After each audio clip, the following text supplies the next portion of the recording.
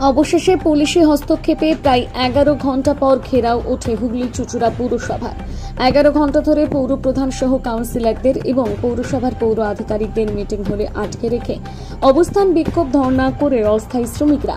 পৌরসভার দাবি 65 বছরের ঊর্ধ্বে যে সমস্ত অস্থায়ী কর্মী আছে তাদের বসিয়ে দেওয়া হবে, কিন্তু পৌরসভার শ্রমিকদের দাবি ছিল তাদের এককালীন 5 লক্ষ টাকা দিতে হবে, তবেই অবশ্য নচেত নয়।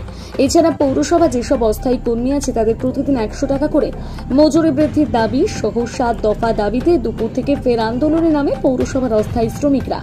গত 16 জুন বোর্ড মিটিংয়ে শ্রমিকদের মজুরি বৃদ্ধি এবং অবসর নিয়ে আলোচনা হয়েছিল। মাসিক বোর্ড মিটিং চলাকালীন মিটিং হলের সামনে বসে পড়েন তারা।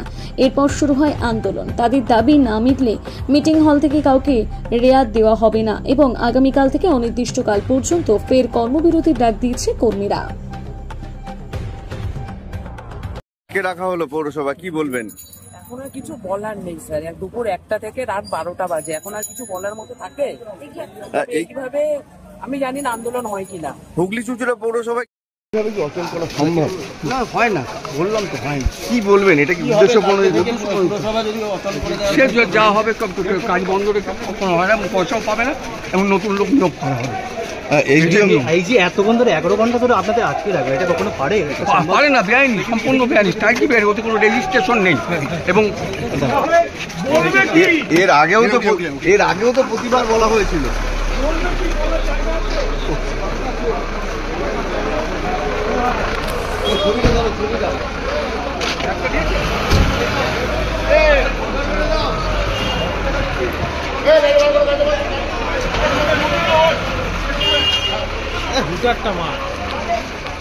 চলো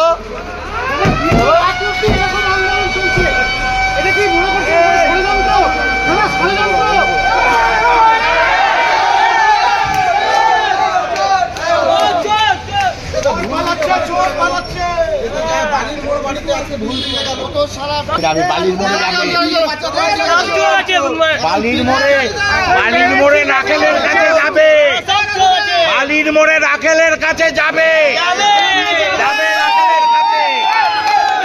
চেয়ারম্যান যত রাখেল আর মেয়েবাজির আড্ডা, এটা যত মেয়েবাজির আড্ডা এটা হয়ে দাঁড়িয়েছে।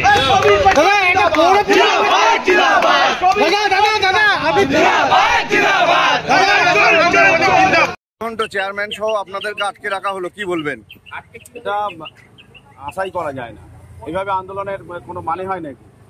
এটা কোনো আন্দোলনই নয়। কি মনে করেন, এটা কি উদ্দেশ্য প্রণোদিত ভাবে করা? নিশ্চয়ই আছে উদ্দেশ্য প্রণোদিত। কেন এটা হঠাৎ করা হলো কেন? এর আগেও তো বারংবার আক্রমণ হয়েছে, বারংবার অবরোধ হয়েছে, চেয়ারম্যান আটক হয়েছে, আবার কেন করা হলো? ওটা উদ্দেশ্য প্রণীত, কোনো কারোর ব্যক্তি স্বার্থ চরিতার্থ করার জন্য সব কিছু হয়েছে। সে আগের বারও এসডিও ম্যামের সহযোগিতা, তার হস্তক্ষেপে আন্দোলন উঠেছিল, এবারও একই রকম। কি মনে হচ্ছে সমাধান হবে স্থায়ী? সমাধান নিশ্চয়ই দলের নেতৃত্বকে জানানো হবে, নিশ্চয়ই জানে সব, নিশ্চয়ই দল। কালকে থেকে পৌরসভা অচল অবস্থা করে দেওয়া হবে, দেখা যাবে, হুমকি দিয়েছে। কি করে দল ব্যবস্থা নেবে? কত নম্বর ওয়ার্ড, কি নাম? 6 নম্বর ওয়ার্ড, জন্টু বিশ্বাস। কেন এতক্ষণ ধরে আটকে রাখা হলো? পৌর প্রধান উপস্থিত, কর্মচারীরা বারবার করে বলছে আমাদের সঙ্গে একটিবার কথা বলতে হবে। না কথা না বলা হয়েছে, বারবার বলছে মিথ্যা অভিযোগ, এটা ওদের মিথ্যা অভিযোগ। পৌর প্রধান কথা বলতে এসেছিলেন, আমরাও দাঁড়িয়েছিলাম, দেখা যায়নি।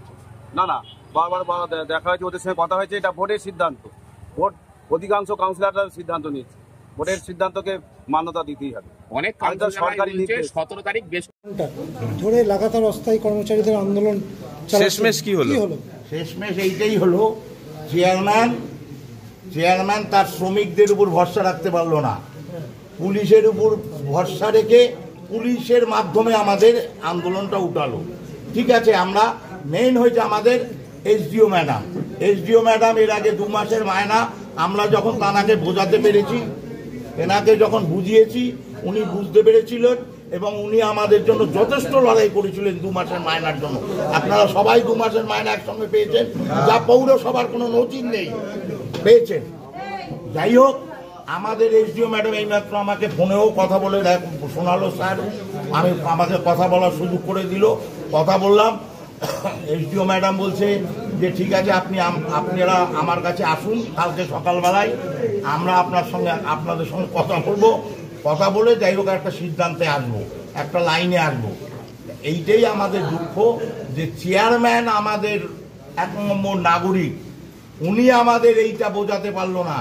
উনি করলো কি আজকে পুলিশ দিয়ে আমাদের এইটা করালো। ঠিক আছে, আর কাল থেকে কি তাহলে চুচুড়ার কর্মবিরতি থাকবে। চুচুড়ার মানুষ তো তাহলে পরিষেবা ব্যাহত হয়ে যাবে। পরিষেবা দেওয়া যাবে না আমাদের যতক্ষণে দাবি না মানবে সম্পূর্ণ। তাহলে চুচুড়ার জনগণ তো মানে আস্থা রেখেছিল পৌরসভার এই বোর্ডের ওপর, সেই বোর্ডের অবস্থা দীর্ঘদিন এরকম অচলাবস্থা দাঁড়িয়ে যাচ্ছে, কি বলবেন? এই যে দেখুন, আমাদের এসডিও ম্যাডামকে ফোন করালেন, প্রশাসনের কর্তাব্যক্তিরা এসছেন, তারা দায়িত্ব নিয়েছেন। আমাদের আন্দোলনটা হচ্ছে পৌর কর্তৃপক্ষের বিরুদ্ধে।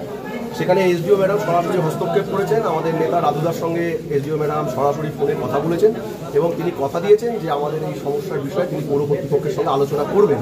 আমরা তার কাছে দাবি রেখেছি আগামীকাল যে যাদের বুঝিয়ে দেওয়ার সিদ্ধান্ত হয়েছিল সেই সিদ্ধান্ত যাতে স্থগিত থাকে, উনি চেয়ারম্যানের সঙ্গে কথা বলে সেই ব্যবস্থা করবেন।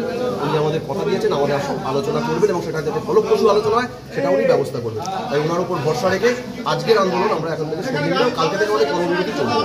কর্মবিরতিটা কি অনির্দিষ্টকালের জন্য চলবে? অনির্দিষ্টকালের জন্য চলবে, যতদিন না আমাদের আলোচনা করে কোনো ফয়সালা হয় ততক্ষণ কর্মবিরতি চলবে। আজকের আন্দোলন যেটা আমাদের ছিল সেটা আজকের আন্দোলন আমরা সরে যাচ্ছি। আমরা তাহলে কি কাল থেকে কি চুচুড়ার পরিষেবা কি কোনো মানুষই পাবে না, কি বলতে চাইছেন? কালকে থেকে পৌরসভা চলে যাবে, পৌরসভা সেটা চেয়ারম্যান চাইছেন না। কালকে থেকে আমাদের কর্মচারীরা কাজ করবেন না হয়তো, কিন্তু আপনারা দেখেছেন বিগত 3 দিনও পৌরসভা হুগলি চুচুড়ার মানুষ পরিষেবা পায়নি। তার কারণ পৌরসভা তেল দিতে পারেনি, তাই ট্রাক্টর গাড়িগুলো চলেনি।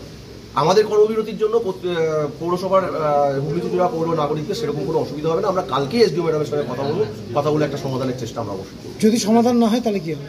তখন সবাই আবার আলোচনা করবো। আমরা তো এখানে একক সিদ্ধান্ত কেউ নিচ্ছি না। এসডিও ম্যাডামের উপর আমাদের পূর্ণ ভরসা আছে। এর আগে উনি সহযোগিতা করেছিলেন। আমরা আশা করছি এসডিও ম্যাডামের হস্তক্ষেপে এবারও আমাদের সমস্যার সমাধান হবে। মানে কাল থেকে কি কর্মবিরতি কি অনির্দিষ্ট? কর্মবিরতি চলবে। কি নাম আপনার? আমার নাম স্নেহাশিস চক্রবর্তী।